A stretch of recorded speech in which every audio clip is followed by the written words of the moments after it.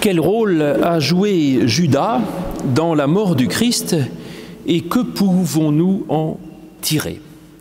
L'affaire est compliquée. En effet, on a l'habitude de considérer Judas comme le méchant.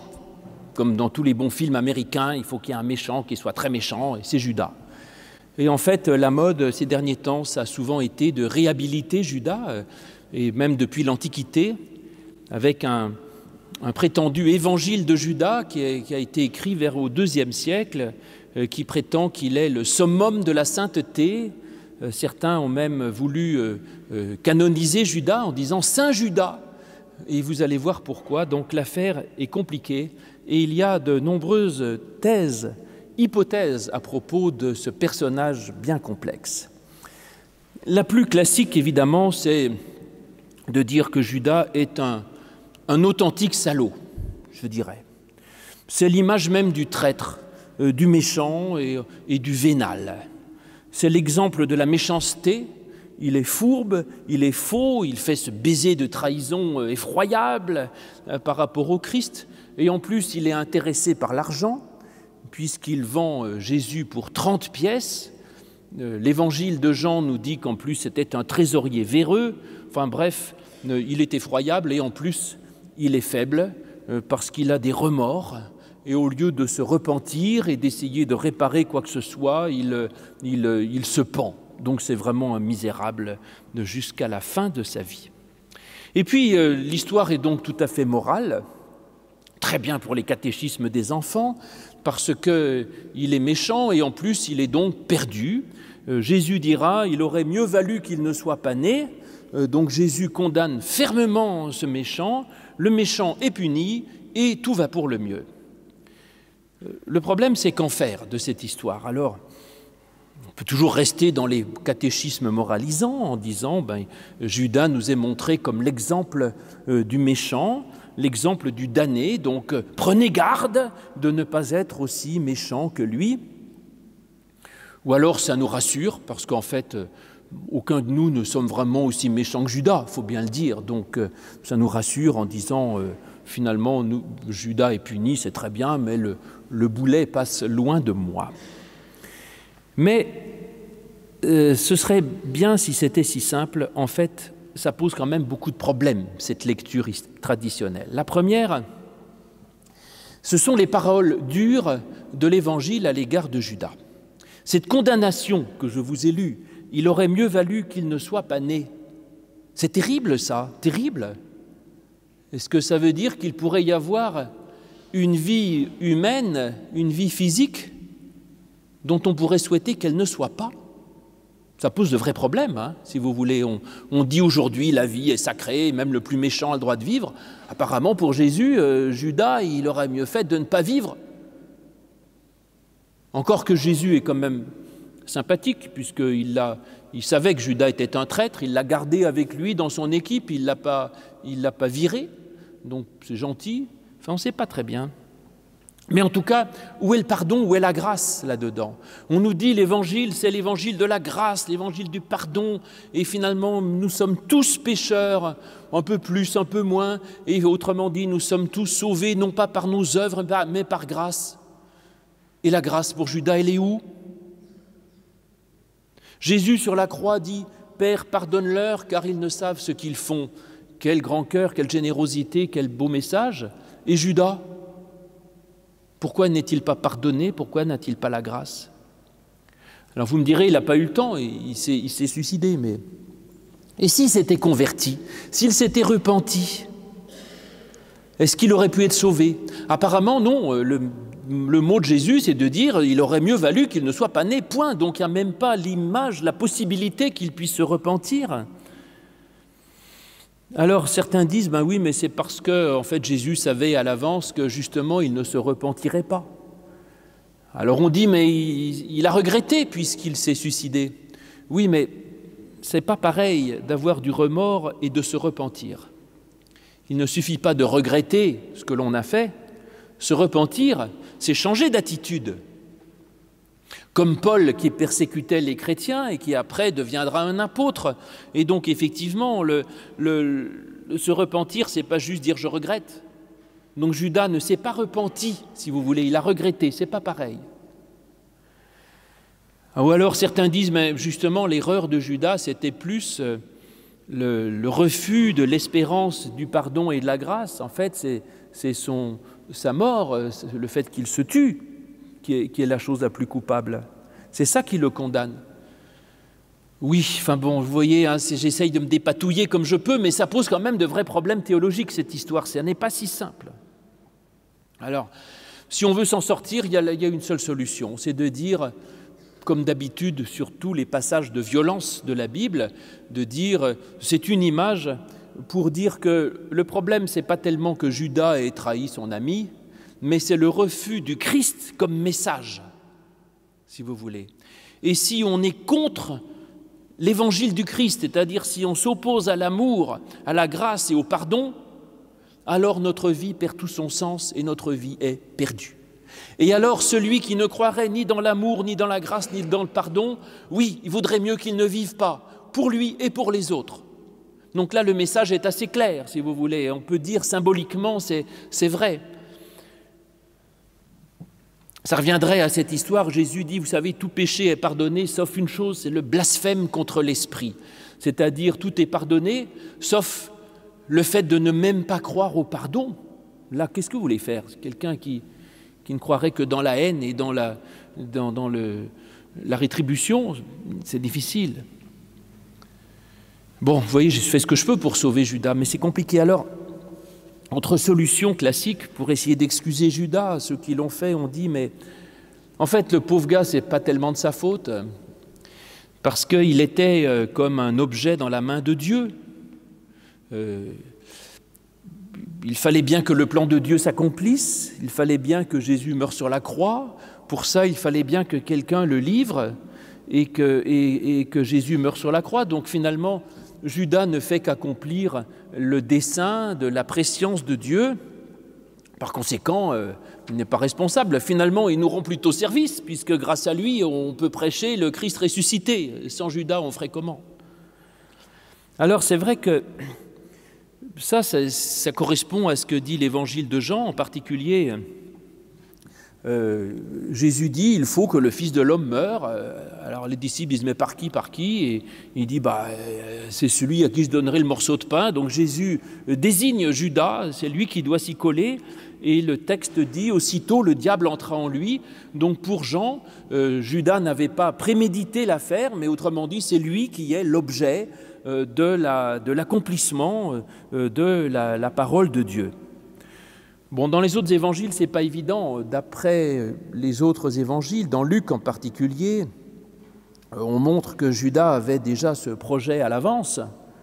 Et l'histoire de Jésus avec le morceau de pain, c'est plutôt Jésus qui montre qu'en fait, il n'est pas dupe, qu'il a tout à fait conscience que Judas avait le projet de le livrer.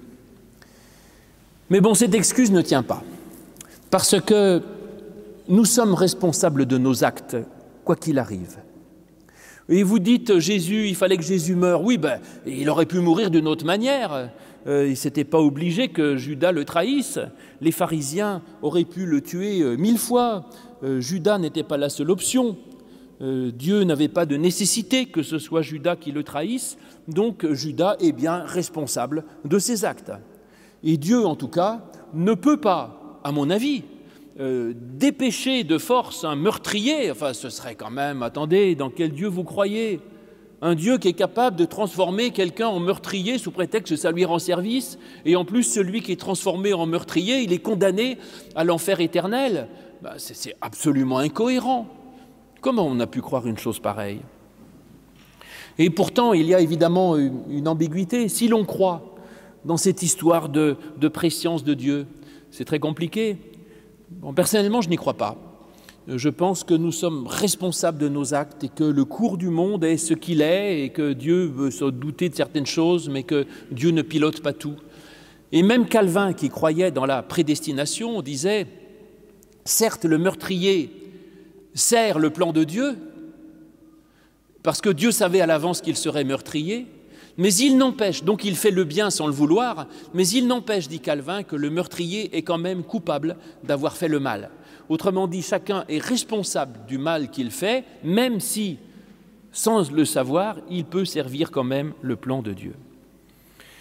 Bon, toutes ces solutions classiques sont compliquées, mais ne permettent pas de tout expliquer.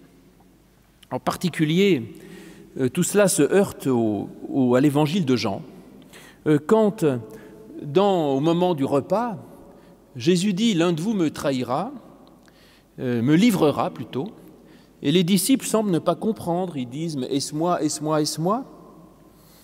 Ça colle pas. A priori, le traître, il sait très bien que c'est lui. Donc pourquoi les disciples se posent-ils la question? Alors, cette question des disciples qui se demandent qui c'est, alors que celui qui est honnête, il sait que ce n'est pas lui, les théologiens classiques ont voulu l'interpréter de la façon suivante, en disant « Ce « est-ce moi » que l'on lit dans l'Évangile, c'est pour nous inviter à pousser chacun des lecteurs dans l'introspection et se dire « mais finalement, et moi qui lis l'Évangile, n'est-ce pas aussi un peu moi qui trahis Jésus sans cesse? Et ne suis-je pas justement un petit peu ce Judas-là?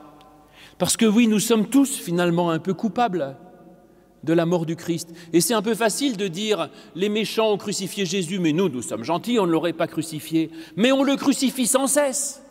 Chaque fois que nous n'obéissons pas à l'Évangile, chaque fois que nous oublions l'amour du prochain, chaque fois que nous trahissons, chaque fois que nous mentons, chaque fois que nous oublions le Christ, c'est le Christ qu'on persécute et c'est le Christ qu'on crucifie. Eh bien ça, c'est le discours des théologiens classiques. Eh bien, je n'en veux pas. Je n'en veux pas parce que j'en ai assez qu'on me culpabilise. J'en ai assez qu'on me traite de Judas. Ce n'est pas moi qui ai crucifié le Christ, que ce soit clair. Ce n'est pas moi qui ai mangé l'arbre défendu d'Adam et Ève. Ce n'est pas moi qui ai cassé le vase de Soissons. Ce n'est pas moi qui ai persécuté les protestants ou les catholiques. Ce n'est pas moi qui ai fait la Saint-Barthélemy, ni les croisades, ni toutes ces choses-là. Alors on est dans une époque où tout le monde demande pardon pour tout. Tout le monde se sent coupable de tout. Tous les catholiques se sentent coupables des prêtres pédophiles. Les protestants se sentent tous coupables de la mort de Michel Servet. Les Français se sentent coupables de la colonisation. Arrêtons de nous sentir coupables de tout et de rien. Ça ne mène à rien. Je crois que la culpabilité est une chose totalement stérile. Et je suis déjà bien assez coupable des fautes que je fais moi-même pour qu'on puisse m'en rajouter des tonnes, des louches et des brouettes en me rendant coupable de tout. Donc moi j'en ai assez. L'Évangile, ça n'est pas de dire aux gens « vous êtes coupables, vous êtes mauvais, vous êtes pécheurs, vous êtes Judas, vous crucifiez le Christ, et chaque fois que vous faites le mal, vous faites de la peine à Jésus, ou à Marie, ou à Joseph, ou à Dieu, à qui vous voulez ». Ça n'est pas ça l'Évangile. L'Évangile, c'est la grâce, c'est le pardon et c'est la paix. Mais fondamentalement, Jésus nous dit, la bonne nouvelle, c'est que vous êtes aimés, que vous êtes pardonnés, que vous êtes libérés. Et donc n'écoutez pas ces prétendus prédicateurs qui essayent de transformer l'Évangile dans un moyen de broyer le chrétien pour l'enfermer dans son péché, dans sa misère, dans sa petitesse et dans sa culpabilité. L'Évangile, c'est tout le contraire. Donc essayons de trouver autre chose. Donc oui, Judas est bien coupable, je crois, et ce que l'on peut dire, c'est que Judas est coupable et que, en fait, ce n'est pas Jésus qui le rend coupable, mais Jésus simplement le désigne. Et il montre juste qu'il a compris. Il dit, tu sais, je sais très bien que tu as le projet de me trahir. Et Jésus montre qu'il assume cela pleinement. Il dit, écoute, je le sais, tu ne me prends pas par surprise, mais je l'assume. Et Jésus montre qu'il meurt non pas par faiblesse, non pas par manque de connaissance, de compréhension, etc., mais il meurt parce qu'il sait très bien ce qu'il fait et il l'assume. C'est ce qu'il dit dans Jean, c'est merveilleux, il dit « Ma vie, personne ne me la prend, c'est moi qui la donne ». Ça, c'est toute la différence entre entre le chrétien généreux et la bonne poire qui se fait avoir par les autres parce qu'il est trop gentil. Ce que je fais, je le fais volontairement, personne ne me le prend, c'est moi qui le donne. Alors ça me plaît, mais je vous disais, ça se heurte encore et encore et encore à ce passage de Jean qui laisse entendre que Judas n'avait pas l'idée du tout avant de trahir Jésus et que c'est Jésus qui le pousse à cela. jusqu'à lui dire c'est toi qui dois me trahir, et ce que tu as à faire, fais-le vite. Comment comprendre ce que tu as à faire, fais-le vite? Alors il y a des solutions extrêmes. La solution extrême, c'est celle qui vise à faire de Judas le summum de la sainteté. Ça a été fait. Depuis l'évangile de Judas, au II-IIIe siècle, texte qu'on a redécouvert assez récemment et qui a fait grand bruit, peu importe, c'est un texte tardif néanmoins. Et l'idée de l'évangile de Judas, c'est qu'il fallait justement que quelqu'un se sacrifie pour que le plan de Dieu se réalise. Et il fallait que quelqu'un s'y colle, autrement dit. Alors chacun dit « est-ce moi qui dois m'y coller ?» Et donc Jésus confie une sorte de mission sacrée à Judas et qui lui propose, et Judas accepte.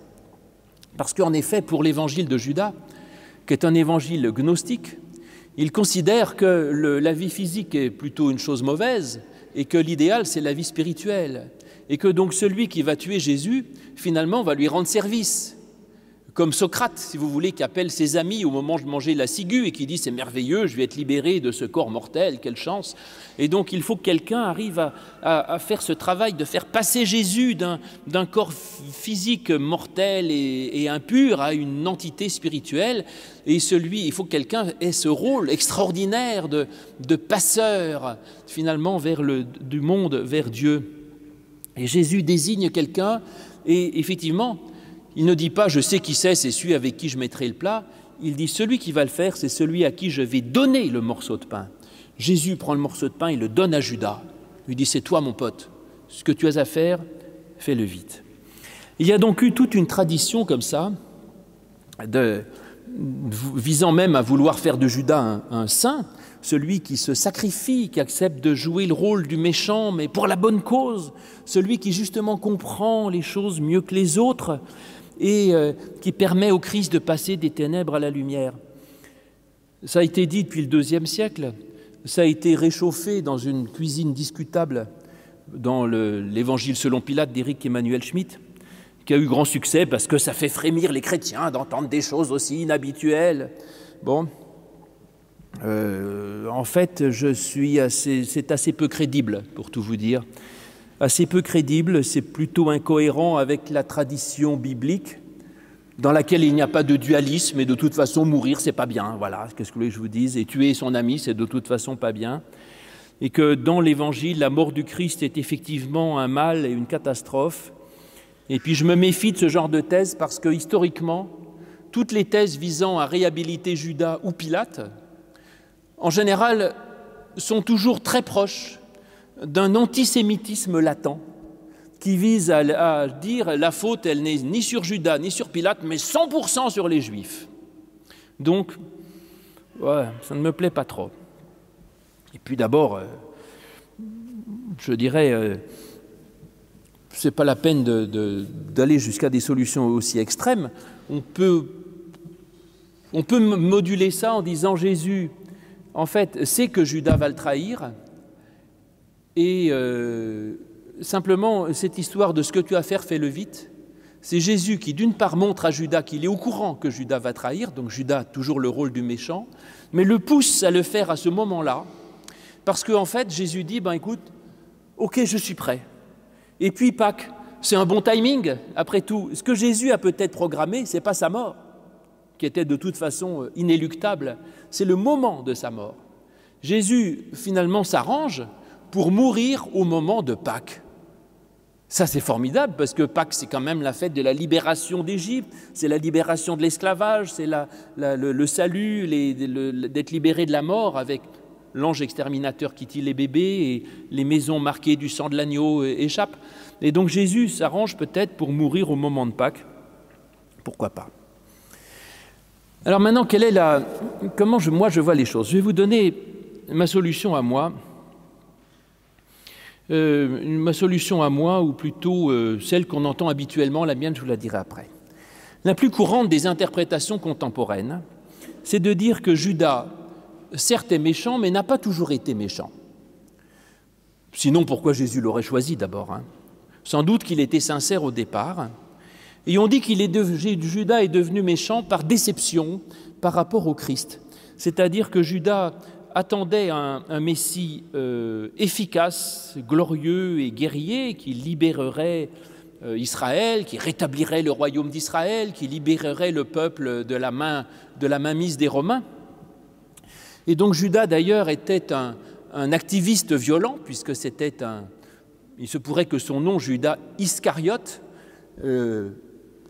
Iscariote pourrait venir du mot sicaire, et les sicaires, c'était une secte violente et activiste qui portait une arme et qui voulait justement se débarrasser des Romains par la violence et par la force. Et donc Judas, le sicaire, voulait une action violente et il se dit Jésus, ça va être un chef formidable, il va nous libérer des Romains, il va faire une guerre épatante avec l'aide de Dieu. Puis voilà que Jésus finalement ne fait pas grand-chose. Il dit rendez à César ce qui est à César et à Dieu ce qui est à Dieu. Il paye l'impôt, il s'écrase devant tout le monde, il dit aimez-vous les uns les autres, pardonnez à vos ennemis, et finalement ne s'occupe pas des Romains. Alors Judas est furieux, se sent trahi, trompé par son ennemi, son amour se transforme en haine, et du coup il dit il en a voulu à celui qui l'avait amené sur une fausse voie. C'est la solution habituelle, elle n'est pas idiote. En tout cas, moi, elle m'apprend quelque chose. C'est que, en fait, ça voudrait dire que l'erreur de Judas, c'était une erreur théologique. C'est-à-dire une mauvaise attente vis-à-vis du Christ. Et qu'une mauvaise théologie, une mauvaise attente de ce que Dieu peut nous donner et faire dans le monde, peut amener à un rejet grave du Christ, de Dieu et de la religion. Et j'en ai vu encore récemment des gens qui viennent me voir pour un service funèbre, et qui me disent « Vous savez, monsieur le pasteur, moi, en fait, je ne crois plus en rien. Depuis la mort de ma mère, depuis la mort de mon frère, etc., je ne veux plus entendre parler de Dieu. » Eh bien, c'est ça, une erreur de théologie qui est à la base de ce rejet de Dieu. Il se disait « Dieu, c'est formidable, mon enfant est malade, je prie Dieu, il le guérit. Mon enfant meurt, donc Dieu n'existe pas, c'est réglé. » Mais en fait, Judas, c'est ça. C'est une erreur de théologie. Donc arrêtez de me dire que la foi du charbonnier, c'est merveilleux et qu'on peut croire naïvement. Non, la foi naïve peut vous amener à rejeter le Christ, à rejeter Dieu, à rejeter l'Église, à rejeter toute espérance. Donc la foi naïve est extrêmement dangereuse. Il faut vraiment réfléchir à ça. Judas est victime d'une erreur de théologie et d'une espérance mal placée. Il faut faire attention à ça. Donc il faut réfléchir théologiquement. Alors après, il y a une autre solution qui est plus plausible mais plus rare et qui est pour moi la mienne, admettons, qui associe à la fois le fait que Judas est gentil, mais que son acte était quand même mauvais, contrairement à l'évangile de Judas qui dit que c'était formidable qui tue Jésus. Je crois que son acte est mauvais, mais que Judas était vraiment un chic type, et je vais vous le démontrer. Je crois que Judas trahit, mais en fait, par amour et par conviction. C'est-à-dire que Judas croyait, à mon avis, très sincèrement que Jésus était le Christ. Et il se disait, il va sauver le monde. Et il va se révéler au monde et par lui, Dieu va venir avec des légions d'anges et va sauver tout le monde et va rétablir la justice dans le monde. Ça va être le jour du Seigneur, quelque chose d'extraordinaire. Et puis, finalement, Judas, qui est quand même un sicaire et qui aime l'action, se dit, mais Jésus, je crois en lui, il est top, mais en fait, ça traîne cette histoire, ça n'avance pas. Et donc Judas, qui croit en Jésus, se dit, je vais forcer mon ami à se révéler. Et donc je crois en lui, je vais le confronter au mal, et là, il va bien être obligé de montrer qu'il est le Fils de Dieu. Voilà. Et donc Judas se dit, j'ai pas de souci. Je vais le confronter, le forcer à se confronter aux Romains, le confronter au mal, et à ce moment-là, il va se révéler, Dieu va venir à son aide, ça va être le grand jour du Seigneur qui va venir, et ce sera la gloire. Alors Judas se dit, c'est facile. Effectivement, eh bien, il va voir les Romains, il dit, Jésus, il est là, il dit, je vous le montre, et c'est celui à qui je ferai un baiser, oui, parce qu'il croit en lui, et il l'aime. Et puis les Romains arrivent, Judas se dit, formidable, il va se passer quelque chose. Jésus va sur la croix et il meurt comme un imbécile. Alors là, Judas est catastrophé. Il se dit non seulement je me suis trompé, mais en plus j'ai tué mon meilleur ami. Et il se tue. Et donc, autrement dit, ce serait encore une fois une erreur de théologie, je dirais, finalement, encore une fois. C'est-à-dire que Judas, en quelque sorte, a voulu mettre Dieu à l'épreuve. Il s'est dit qu'on pouvait l'obliger à agir, et il s'est dit qu'il pouvait vouloir que Dieu agisse à sa place. Et tiens, ça c'est une erreur de théologie, mais elle est dénoncée ailleurs dans l'Évangile. C'est justement dans les tentations du Christ. Quand le diable lui dit « Jette-toi du temple et Dieu enverra des anges pour te sauver ». C'est ça. Et Jésus refuse en disant « Non, tu ne tenteras pas le Seigneur ton Dieu ». Judas tombe dans cette tentation. Il se dit « Je vais jeter Jésus en fait, du sommet du temple, Dieu enverra des anges ». Eh bien Dieu n'envoie pas d'anges, voilà la réponse. Autrement dit, Judas tombe dans cette tentation qui consiste à se dire c'est Dieu qui va faire les choses à notre place, et Dieu va ramasser les morceaux, Dieu va tout arranger, Dieu va... Et ça, c'est très dangereux parce que du coup, on risque de faire des erreurs. Et finalement, on pourrait dire que toutes les autres hypothèses que je vous ai évoquées concernant Judas, finalement, en y réfléchissant, ça ressemble aux autres tentations du Christ. La plus classique, qui consiste à dire que Judas l'a fait pour de l'argent, ou pour sa propre gloire, ou pour réussir, eh bien finalement c'est la tentation de Jésus quand le diable lui dit « Si tu as faim, prie Dieu, demande qu'il transforme ces pierres en pain », c'est de penser que finalement le pouvoir ou l'argent vaut mieux que le reste.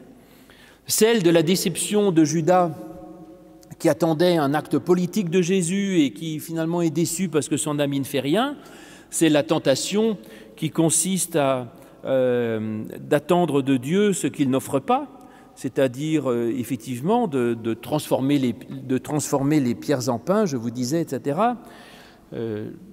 L'autre, sur la question du pouvoir, c'est de savoir si on choisit le Christ ou si on choisit le mal, et le pouvoir ou le diable.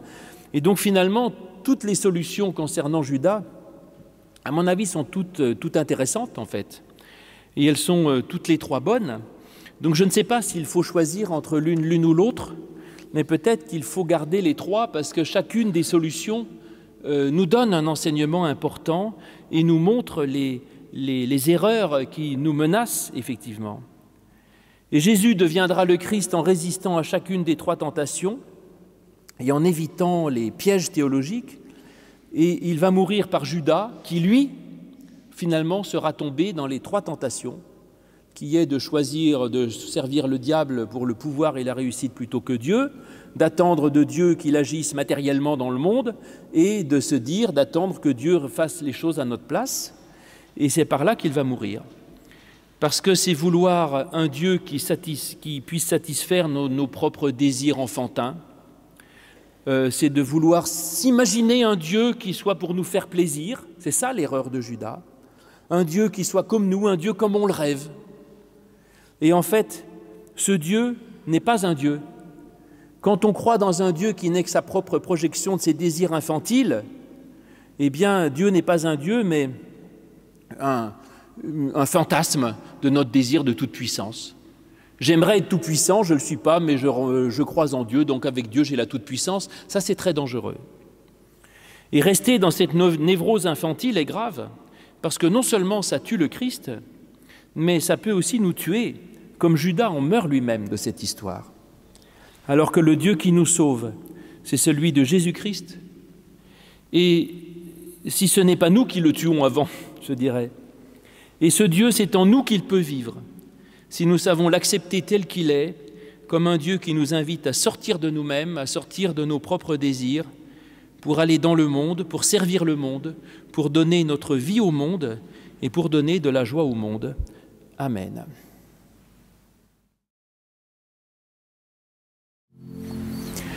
Nous nous approchons de Pâques et avec Florence, nous avons voulu faire une série de prédications à propos justement de la mort du Christ. Et je commencerai par une enquête concernant Judas. En fait, j'aurais toujours adoré être avocat pour défendre les innocents ou pour montrer que les coupables ne le sont pas toujours autant. Et donc je me suis plu à jouer le rôle de l'avocat de Judas. et vous allez voir que si ça se trouve, il n'est pas si coupable que ça et que c'est même peut-être un très brave homme. C'est ce que nous allons voir tout à l'heure. Et bon, en attendant, nous allons lire quelques passages qui concernent sa prétendue trahison dans l'évangile de Marc au chapitre 14 au verset 17. Voilà la version de Marc. Le soir venu, Jésus arriva avec les 12, et pendant qu'ils étaient à table et qu'ils mangeaient, Jésus dit : « En vérité, je vous le dis, l'un de vous qui mange avec moi me livrera. » Ils commencèrent à s'attrister et lui dirent l'un après l'autre : « Est-ce moi ?» Il leur répondit : « L'un des 12, celui qui met avec moi la main dans le même plat. Le Fils de l'homme s'en va selon ce qui est écrit de lui, mais malheur à cet homme-là par qui le Fils de l'homme est livré. Mieux vaudrait pour lui que cet homme ne fût pas né. » Et pendant qu'ils mangeaient, Jésus prit du pain. Et après avoir dit la bénédiction, il le rompit et il leur donna en disant : « Prenez, ceci est mon corps. » Il prit ensuite une coupe et après avoir rendu grâce, il la leur donna et ils en burent tous. Et il leur dit : « Ceci est mon sang, le sang de l'alliance qui est répandu pour beaucoup. En vérité, je vous le dis, je ne boirai plus du fruit de la vigne jusqu'au jour où j'en boirai du nouveau dans le royaume de Dieu. » Après avoir chanté les psaumes, ils se rendirent au mont des Oliviers.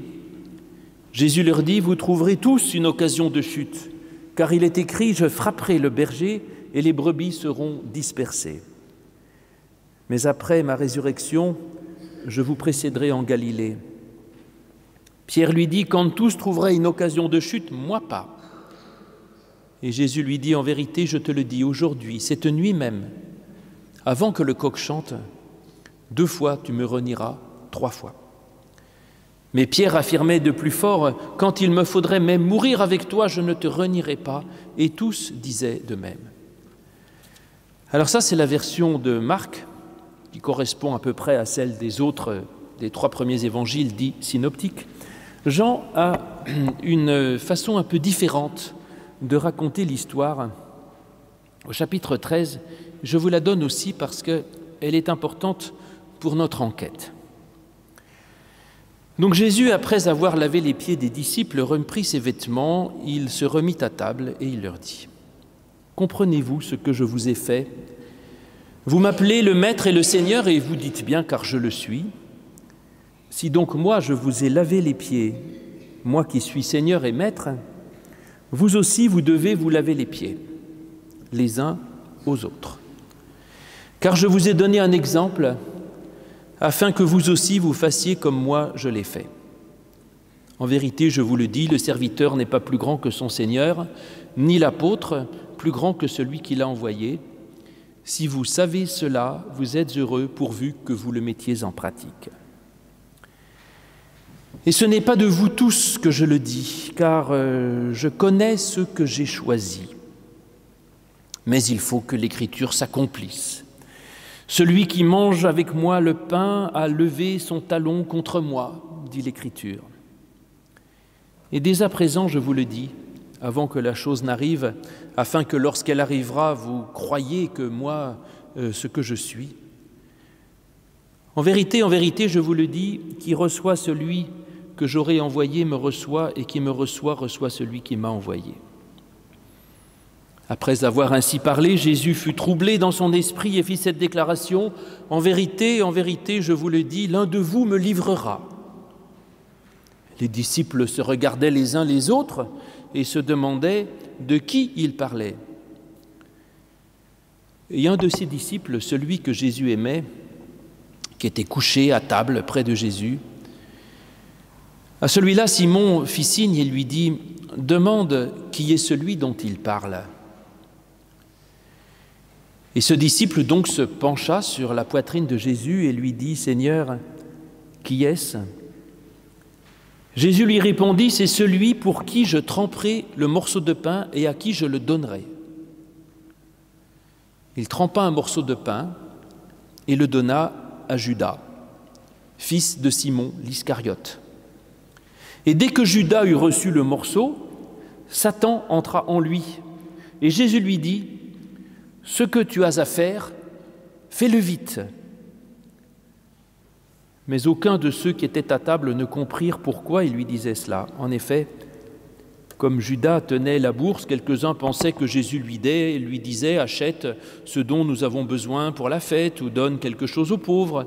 Judas prit le morceau et il sortit aussitôt. Il faisait nuit. Oui, Éternel, ta parole est vérité, sanctifie-nous par ta vérité.